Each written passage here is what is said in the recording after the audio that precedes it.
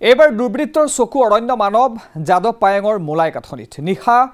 14 জোপা মূল্যৱান শিমলু গছ কাটি নিলে চোৰাং বেপাৰীয়ে মূল্যৱান গছ চুৰি হোৱা দুখ প্ৰকাশ কৰিছে অৰণ্য মানৱ যাদৱ পায়েঙে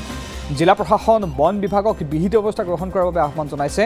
যাদৱ পায়েঙে চোৰাং কাঠ বেপাৰীক কঠোৰ শাস্তিৰ দাবী পদ্মশ্ৰী যাদৱ পায়েঙৰ মোলাই কাঠনিত নিজৰ প্ৰচেষ্টাত বহু গছ ৰুইছে ইতিমধ্যে অৰণ্য মানৱজনে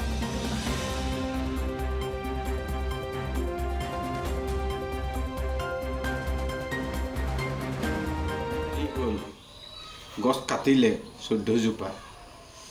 সেই গছটো ৰাতি কাটিছে আৰু দিনত বহুত দূৰ আঁতৰ পৰা নি পেলাই মেচিনত লৈ গৈছে বুলি কৈছে আৰু যত দেখাই দেখিছে হয়তো আপোনালোকক সেই ভিডিঅ'টো দেখিব তেতিয়া অনুমান কৰিব সেই কাৰণে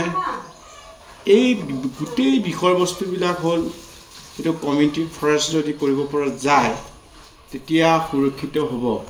সেই কাৰণে এতিয়া প্ৰশাসনে ডিপাৰ্টমেণ্টে গোটকাই সকলোখিনিয়ে ইয়াত তদন্ত কৰিব লাগে উচিত ব্যৱস্থা কৰিব লাগে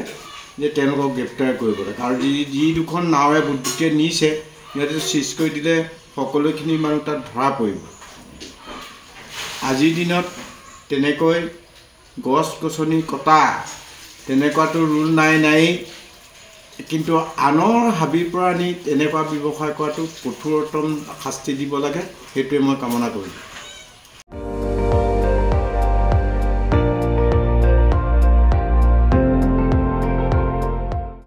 আপুনি চাই আছে ND24 সৰ্বশ্ৰেষ্ঠ নহয় সৰ্বোত্তমৰ দৌৰ